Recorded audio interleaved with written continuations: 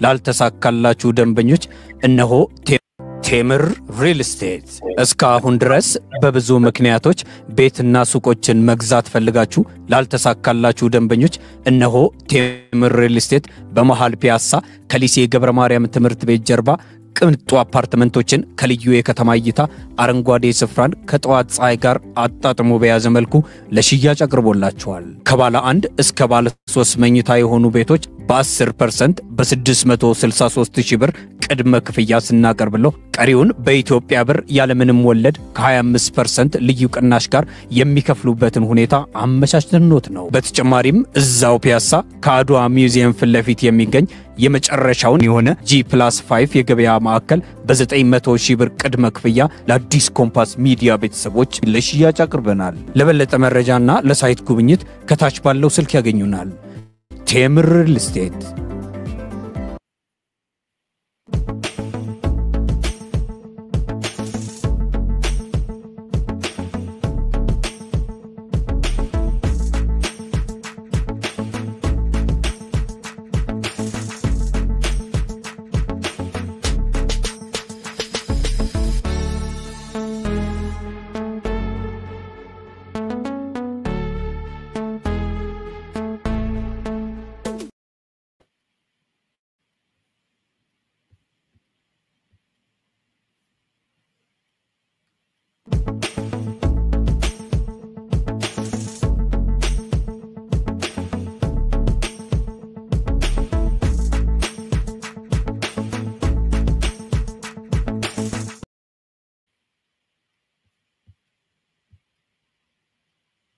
ትምህርት ቤት ጀርባ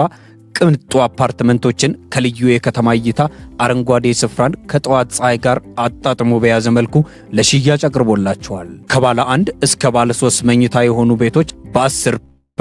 በ663,000 ብር ቅድመ ክፍያ ስናቀርብለው ቀሪውን በኢትዮጵያ ብር ያለምንም ወለድ ከ25% ልዩ ቅናሽ ጋር የሚከፍሉበትን ሁኔታ አመቻችተንዎት ነው። በተጨማሪም እዛው ፒያሳ ከአድዋ ሚውዚየም ፊት ለፊት የሚገኝ የመጨረሻውን የሆነ G+5 የገበያ ማዕከል በ900,000 ብር ቅድመ ክፍያ ለአዲስ ኮምፓስ ሚዲያ ቤተሰቦች ለሽያጭ አቅርበናል። ለበለጠ መረጃና ለሳይት ጉብኝት ከታች ባለው ስልክ ያገኙናል።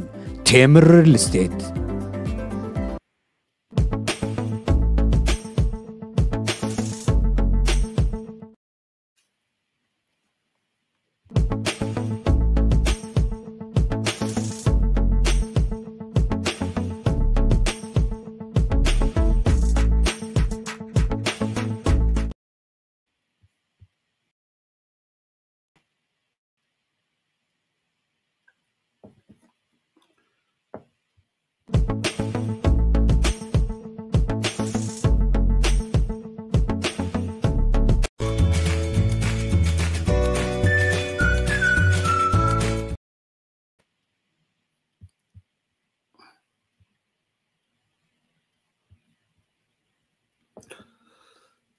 ከስታይ ቴክኒክ ችግሮች አጋጥሞን ነው።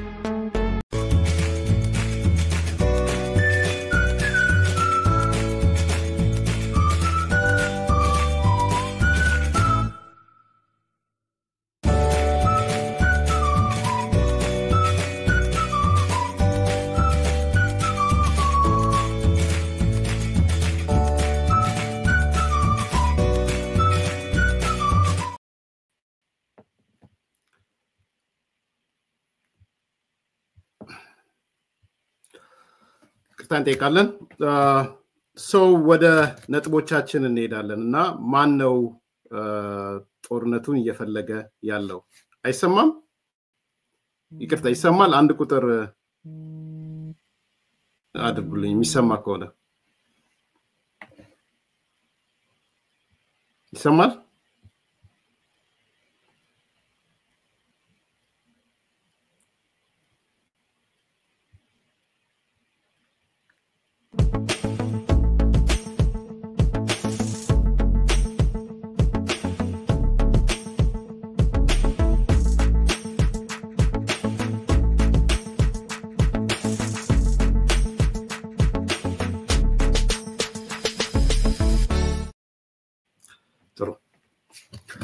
ጦርነቱን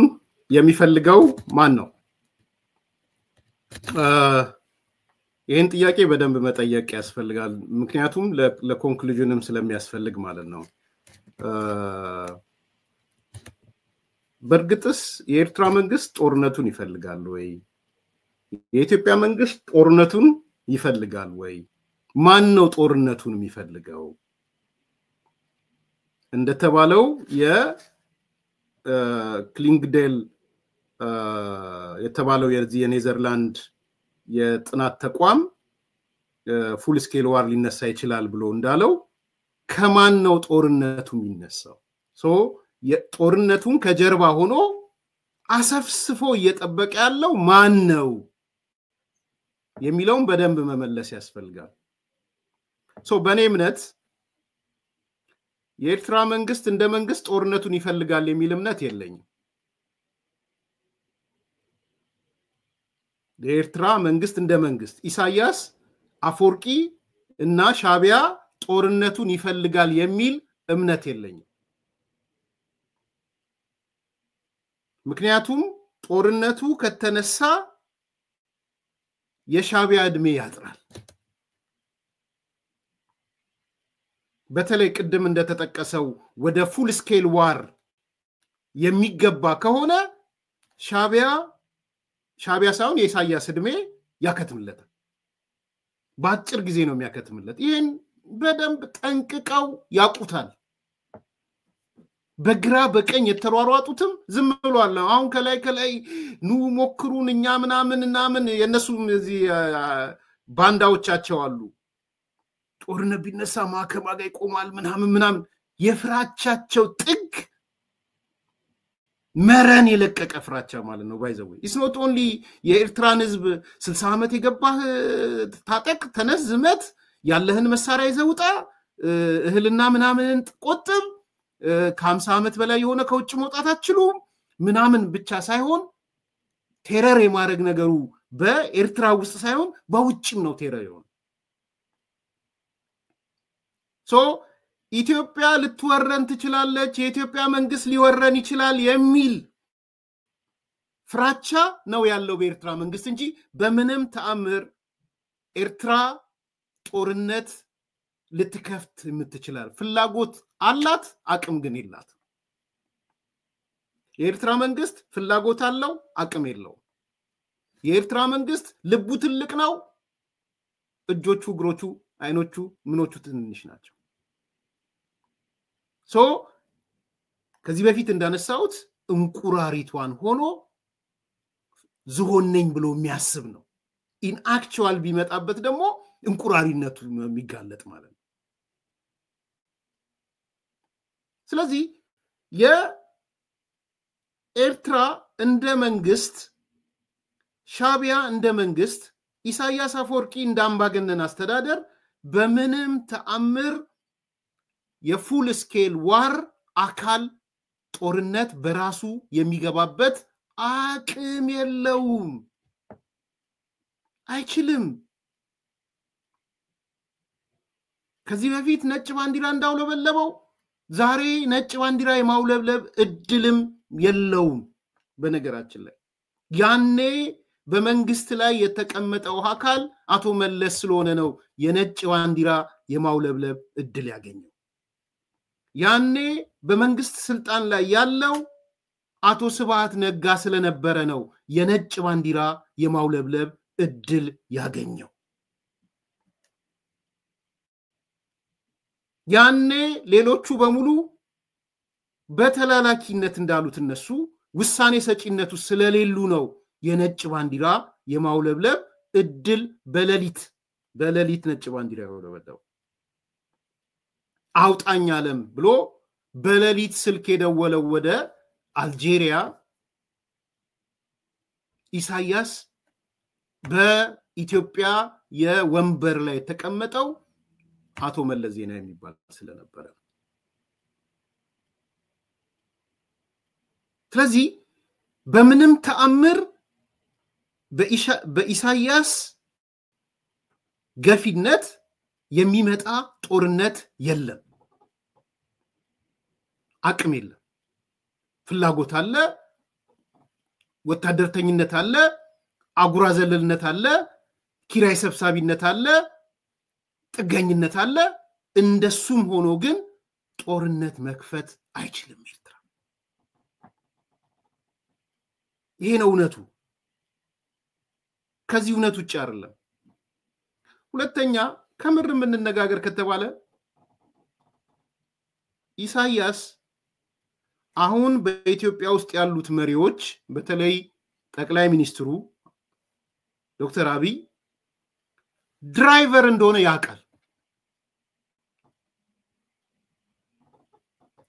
በጣም ድራይቨር ኢን ኤሰንስ ባለፈው ኤክስፕሌን አድርጌዋለሁ። ድራይቨር ነው ስንል ውሳኔ ሰጪ ነው አንዱ። ሶ ምናልባትም በግሉም ውሳኔ ሰጥቶ ሚሊተሪ ኮማንድ ሊያዝ ይችላል።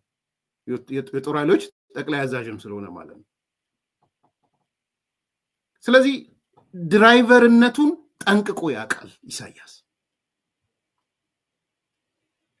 ድራይቨር መሆኑን እያወቀ የኢትዮጵያን ካፓሲቲ እያወቀ የቴክኖሎጂ ደረጃውን የምድር ኃይሉን ደረጃውን ስቶርድ የሆነው ካፓሲቲን የሰው ኃይሉን ጨምሮ እያወቀ በምንም ተአምር አጉራ ዘለልም ቢሆን ጦርነት ለመስበቅ የሚሞክርበት እድል የለውም ኢሳያስ። የድመቷን አፍንጫ ያሸታል ብዬ አላስብም ኢሳያስ። ይሄ አንደኛው ነው። ኢትዮጵያ ወደ ጦርነት የመግባት እድል የላትም ብዬ ግን አላስብም።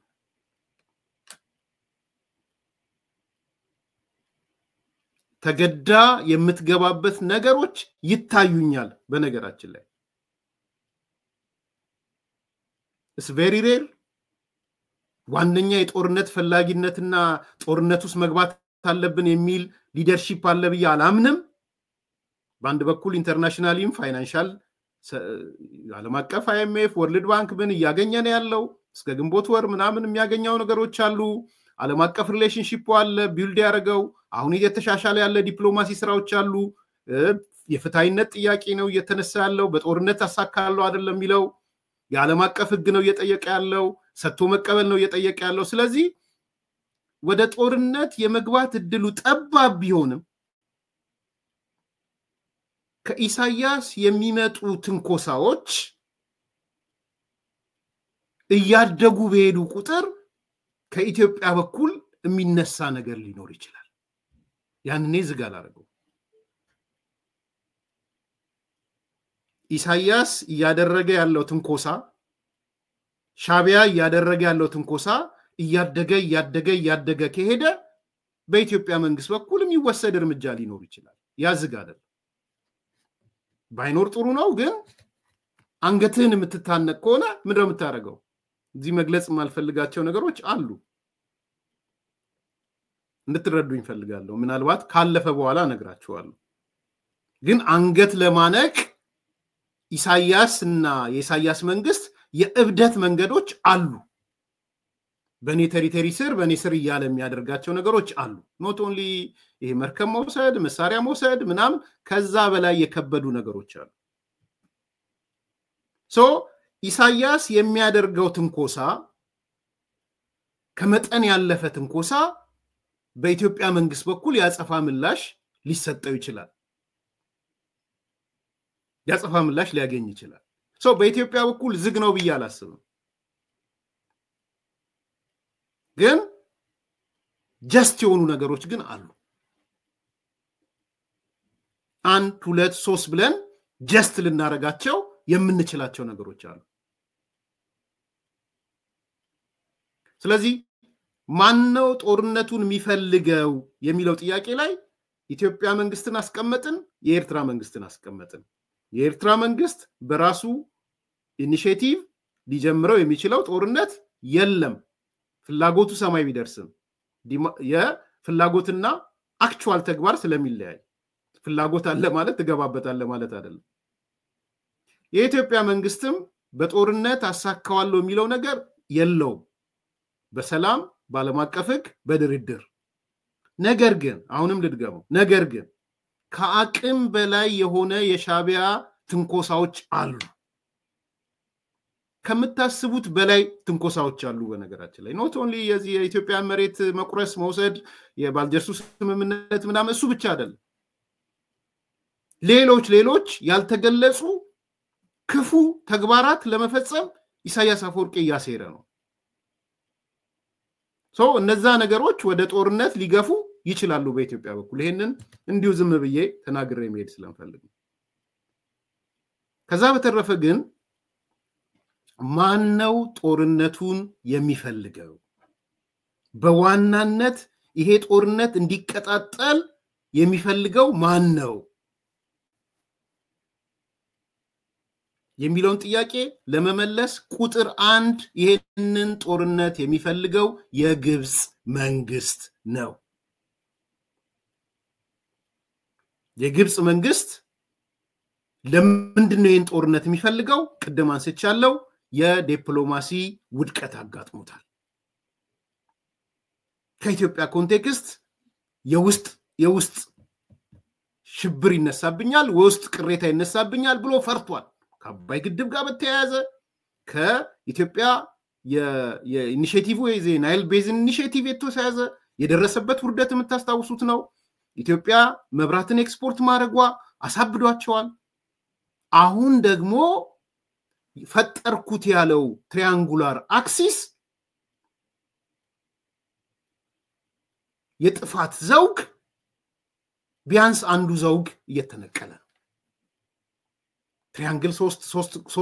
ሶስት ዱላዎች ናቸው አይደለ ከሶስቱ ዱላዎች አንዱ ዱላ ሲነቀል ትሪያንግል መሆኑ ይቀርና ወይ ቪ ይሆናል ወይ ስብርብር ይወጣል የሶማሌ ዘውግ የሞቃዲሾ ዘውግ እየተነቀለ ነው ትልቅ ነገር ነው ዛሬ ኢትዮጵያና አዲስ አበባና ሞቃዲሾ ተባብረው የጋራ ወታደራዊ እርምጃ መውሰድ ጀምረዋል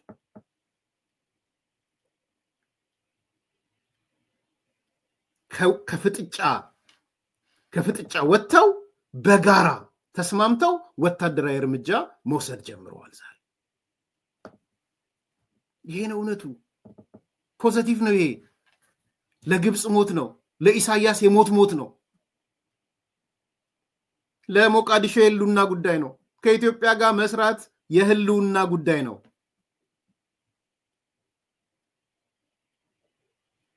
ዛሬ የሶማሊያ መከላከያ ሚኒስትር በአደባባይ ወጥቶ አብዱልቃድር መሐመድ ኑር የተባለው በአደባባይ የገለጸው ምንድነው ኢትዮጵያ የአየር ኃይሏን በመጠቀም በአልሻባብ ምሽግ ላይ የሚሳኤል ጥቃት የፈጸመችው ከሶማሊያ ፌደራል መንግስት ጋር በመተባበር ነው የተፈጸመው ጥቃት በሶማሊያ መንግስት ዕውቅና የተሰጠው ነው ይህም የአንካራውን ስምምነት አንዱ የተግባር መገለጫ ነው የአንካራው ስምምነት በአልሻባብ ላይ ለሚወሰድ የጋራ ጥረቶች ማዕቀፍ የሰጠ እና የጋራ ትብብርን የጨመረ ነው በጣም ደስ ይላል በጣም ነው ደስ የሚለው እውነት ለመናገር ትላንትና ያየነው ፍጥጫ ትላንትና ያየነው እርስ በራስ መቆራቆስ ትላንትና ከኢትዮጵያውያን አካባቢ የነበሩ የአማራ ብሔርተኛ የኦሮሞ ብሔርተኛ ጽንፈኞች የነበሩ ከሶማሌ ጋርን ከሞቃዲሾ ጋርን ያሉ የጥፍራቸው እንደሚገቡ አላውቅም የጥፍራችሁ እንደምትገቡ ማፈሪያዎች ዝቃጭ ማፈሪያዎች ዛሬ የሶማሊያ የመከላከያ ሚኒስትር ነው ወጥቶ ኢትዮጵያና እኛ በጋራ ተባብረን በጋራ ፍቃድ የኢትዮጵያ አየር ኃይሎች አልሻባብን በጦር መሳሪያ በአይሮፕላን በሚሳኤል እርምጃ ወስዷል አልሻባብ ነው አሸባሪ ነው በነገራችን we are talking about ስለ አሸባሪ ነው የምናወራው ስለ የእርስ በርስ ጦርነት አይደለም የምናወራው ይሄ ለኔ ትልቅ ደስታ ነው እንደ አንድ ግለሰብ እንደ አንድ ኢትዮጵያዊ ማንነት እንዳለው ሰው ትልቅ ደስታ ነው ይሄንን ማሰብ ይሄን ማድረግ is positive ቅድም ያልኩት ነው ኢጂፕት አይደለችም ለሞቃዲሾ የምታስፈልጋት ኢሳያስ አይደለም ለሞቃዲሾ የሚያስፈልገው ለሞቃዲሾ የሚያስፈልጋት የምታስፈልጋት አዲስ አበባ ናት ስለዚህ የሶማሊያ መከላከያ ሚኒስትሩ አብዱልቃድር መሐመድ ኑር ይሄን ወጥቶ ሲናገር that's a good thing ይሄ ያላስደሰታችሁ ታዲያ ምንድነው የሚያስደስታችሁ መከላከያ ሚኒስትሩ የሶማሊያ በእኛው ቅና አይደለም ድንበራችንን ገፋች ሉዓላዊነታችንን ተጋፋ እሱ ነበር አይደል የሚያስጨፍራችሁ ለእናንተ እንትን የሚያስጨፍረው እሱ ነው ለሻቢያ ተላላኪዎች ለምናምኖች ሞቃዲሾን ሉዓላዊነት ደፍሮ ምናምን ዛሬ ግን የኢትዮጵያ አየር ኃይል ሞቃዲሾ ገብቶ ሶማሊያ ገብቶ ምን አደረገ አልሻባብን ሚሳኤል አልሻባብ ላይ የአይሮፕላን አየር ኃይሉ ይሄ ደግሞ ምንድነው አለ የዲክላሬሽን ኦፍ አንካራ አንዱ የተግባር መገለጫ ነው ስለዚህ አንካራ እንትነው ምናምን ለምትሉ ሰዎችም የአንካራ ስምምነት ይዞ ከወለዳቸው ነገሮች አንዱ የኢትዮጵያ መከላከያና የሞቃዲሾ መከላከያ በጋራ መስራታቸው ይሄ ጨጓራችሁን የሚለጣችሁ ከሆነ አዝናለሁ እንግዲህ ቆሜ ማየት ነው የምችለው አዝናለሁ ጨጓራችሁ እንደሚላጥ አቃለሁ ደስ እንደማይላችሁ አቃለሁ እናንተ የፈለጋችሁት እንዳልሆነ አቃለሁ እርር ትክን እንደሚያረጋ አቃለሁ ነገር ግን ይሄ ለኢትዮጵያም ለሶማሊያም ለሞቃዲሾ ህዝብም ለአዲስ አበባ ህዝብም ትልቅ ነገር ነው በሽብርተኝነት ላይ የታወጀ የጋራ ስምምነት ካልሻባብ ጀርባ ለመሸገው ኢሳያስ መንግስት ግን የሞት ሞት ነው ይሄንን በደንብ ማየት የሚያስፈልግ ይመስለኛል ስለዚህ አንደኛው ነጥብ ያነሳለሁት ጦርነቱን በኢትዮ ኤርትራ ጦርነት በዋናነት የፈለገው የግብጽ መንግስት ነው የፈለገው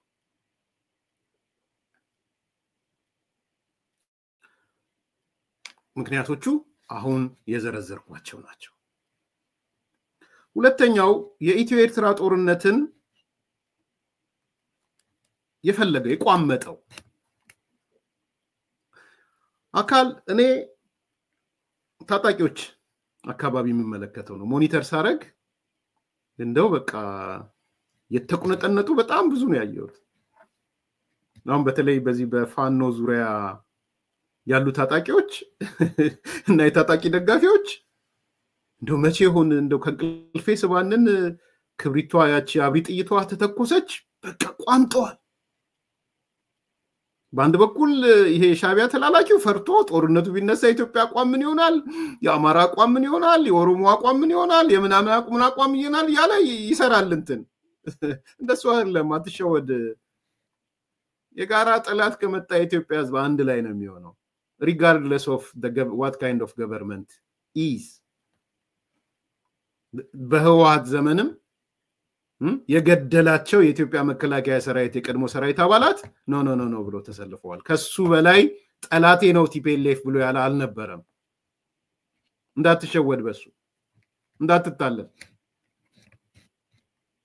ይሄ ጦርነት አማራውን አይመለከትም ይሄ ጦርነት ኦሮሞን አይመለከትም ይሄ ለዚህ ጦርነት ትግራይ ገለልተኛ መሆን አለባት ምናምን ዲስኩር የሚያሰሙዋሉ እንዲሁ በባይነኩላር ነው የምንከታተለው እንደዚህ አርቀን ነው የምናየው የዛኛውም አይደለም በተለይ በትግራይ አካባቢ በጣም አስቂ ነገር ነው ማለት በጣም አስቂ እዚህ ጋር ተገልብጣ መሬት ተወሰደብኝ ትላለ መሬት ተወሰደብ ማን ነው ሻቢያ ነው ትላለ ተገልብጣ ደግሞ አያገባኝም ጦርነቱ ትላለ እንደናንተ አይነት ሰዎች ኮንፊውዝ ይሆነ የለም ባይዘው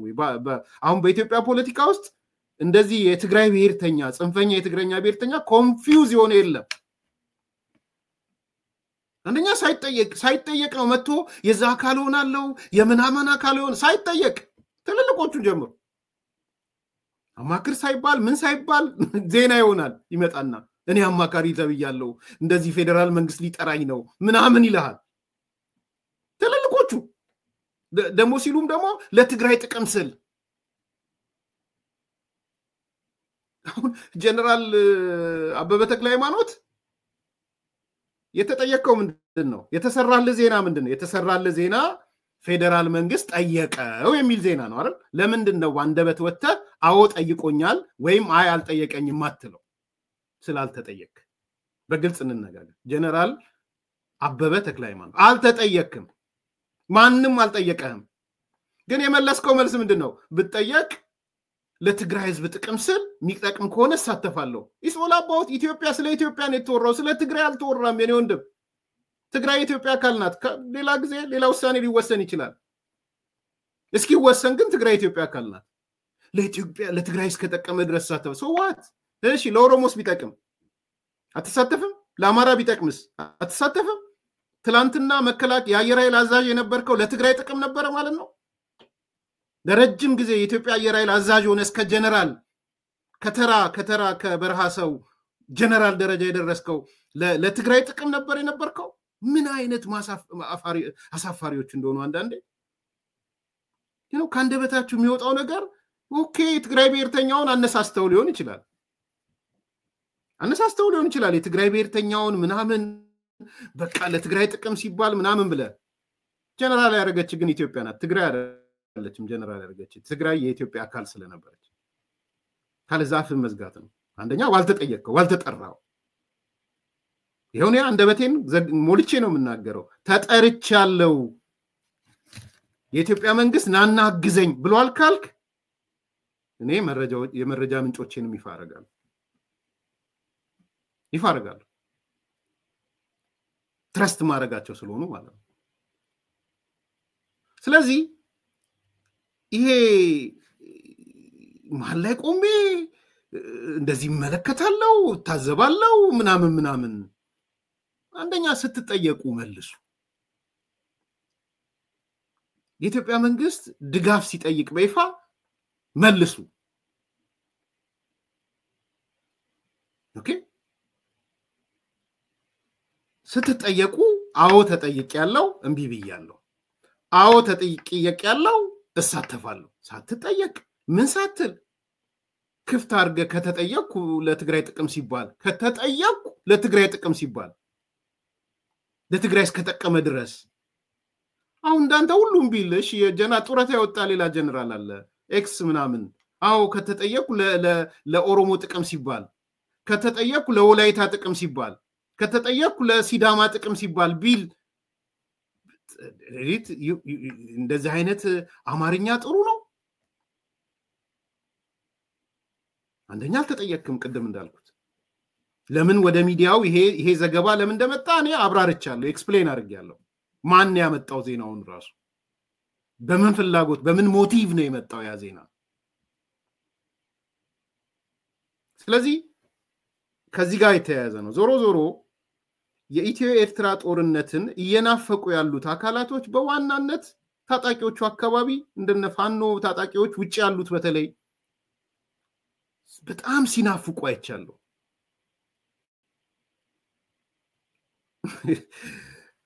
አሚን አንዳንዶቹ እንደውም ከኤርትራ ጋር ተሰልፈናል ከሻቢያ ጋር ነን ከምናምን ጋር ነን ሲሉ አይቻለሁ መብት ነው ሂድ ሻቢያ ከጠቀመህ ሂድ በእርግጠኝነት የምናገረው ግን የውርደት የመጨረሻው ጥግ ነው የሚሆነው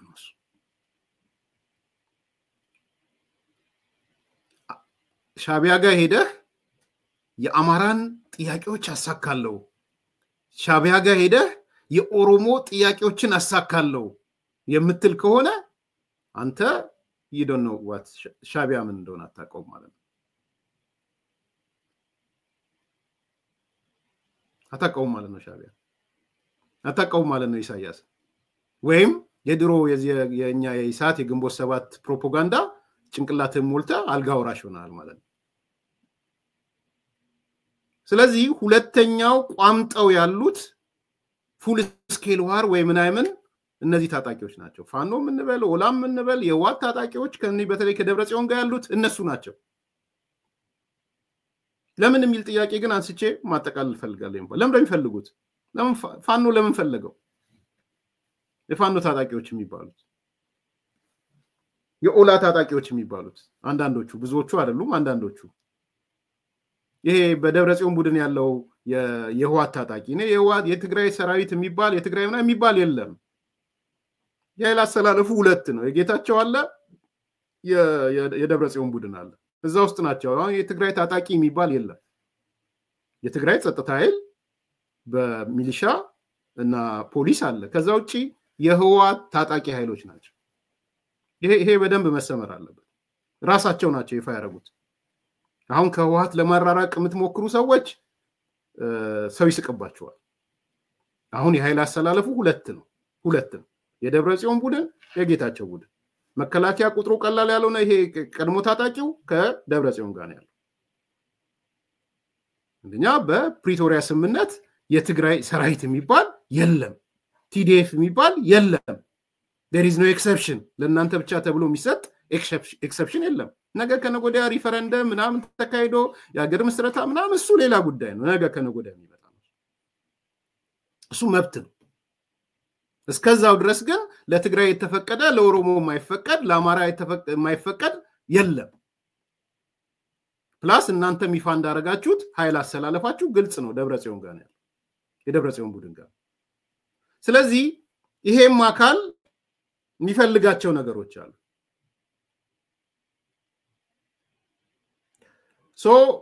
ታጣቂው ለምንድነው የኢትዮ ኤርትራን ጦርነት የቋመጠው ብለን ብንጠይቅ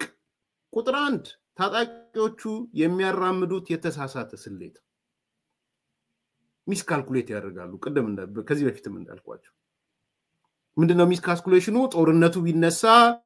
የኢትዮጵያ መንግስት ከፍተኛ ሁኔታ ይዳከማል እኛም በቀላሉ አዲስ አበባ እንገባለን ምናምን የሚል ሚስካልኩሌሽን አላቸው ይሄ አንዱ ሚስካልኩሌሽን ነው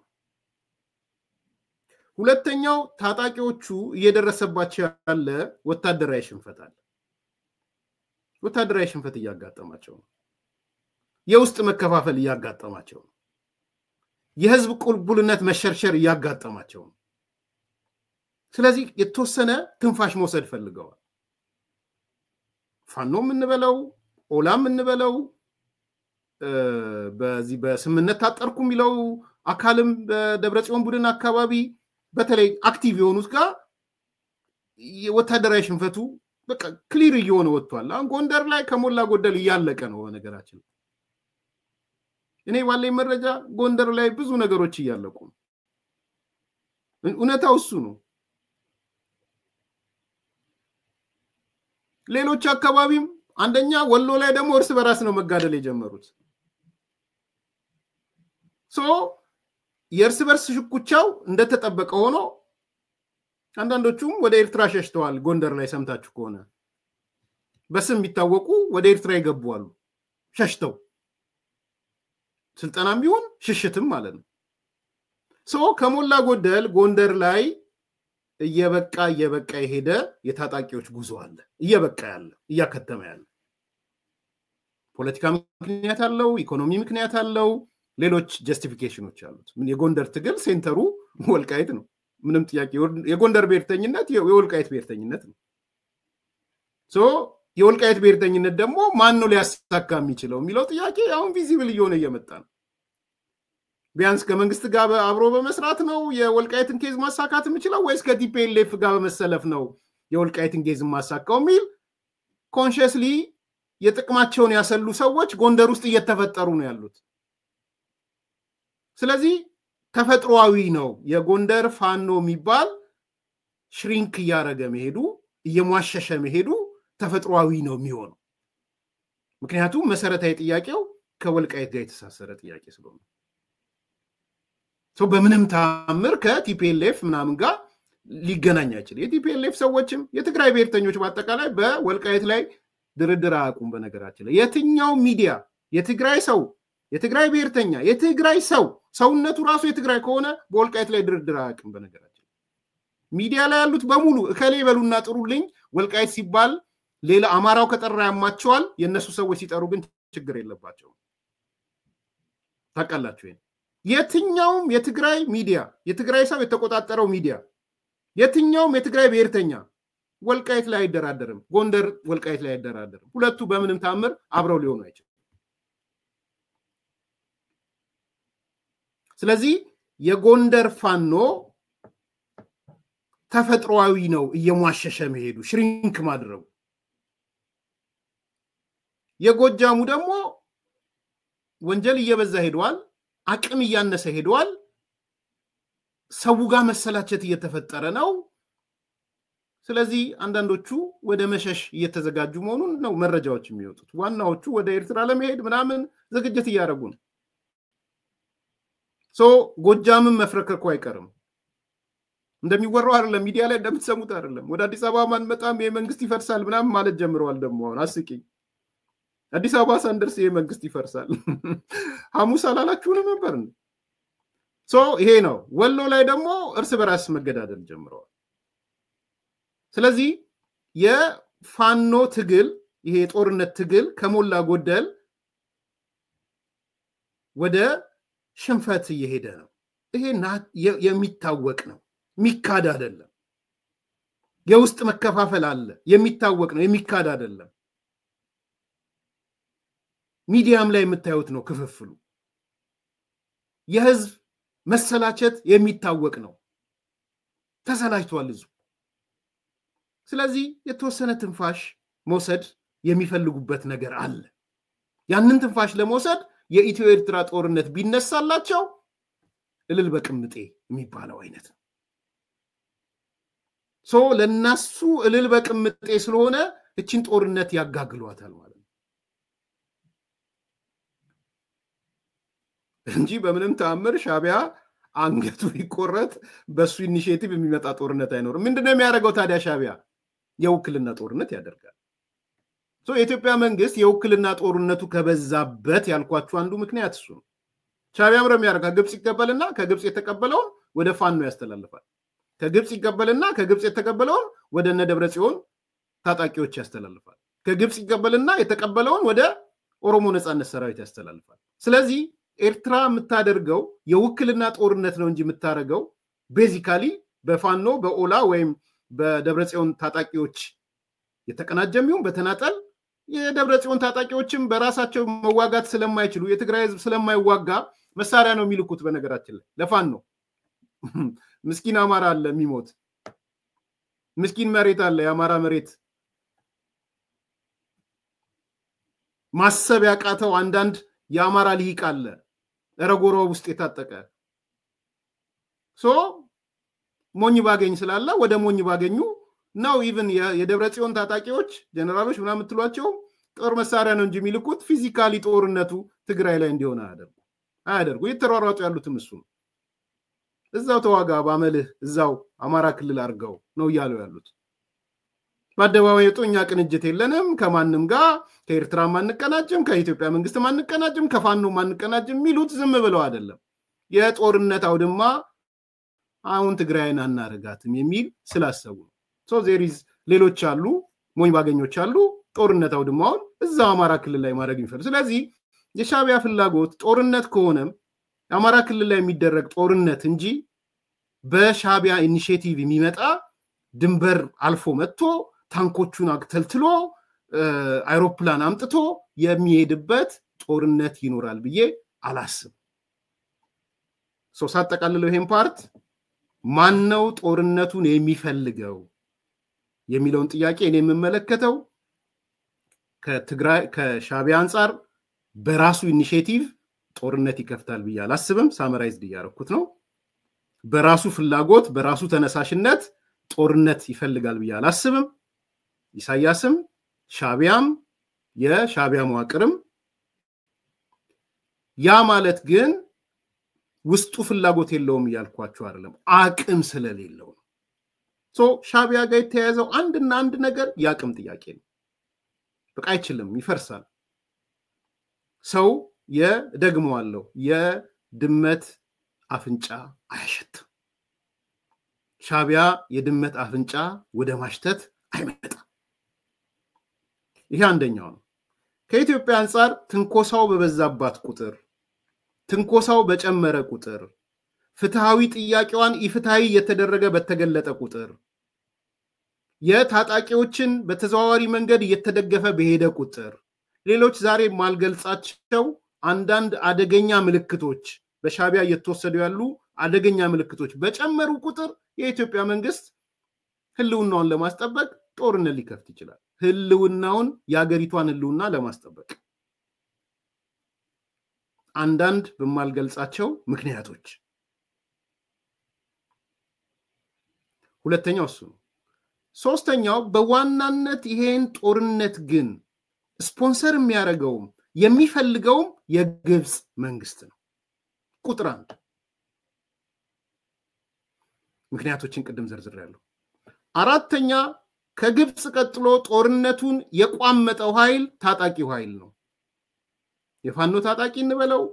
የኦላ ታጣቂ እንበለው የደብረጽዮን ቡድን ውስጥ ያለ ታጣቂ እንበለው ይሄ አካል ቋምጧል ለጦርነቱ። የእነዚህን ምክንያቶች ቅድም ዘርዝሬያለሁ። ከዚህ ውጪ የትግራይ ህዝብ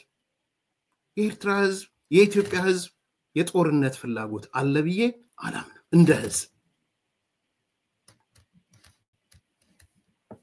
ይሄንን ነው ማንሳት የምፈልገው። አድማጭ ተመልካቾች ላይክ አድርጉ፣ ሰብስክራይብ አድርጉ። ወደ መጨረሻው ፕሮግራም እንመጣለን።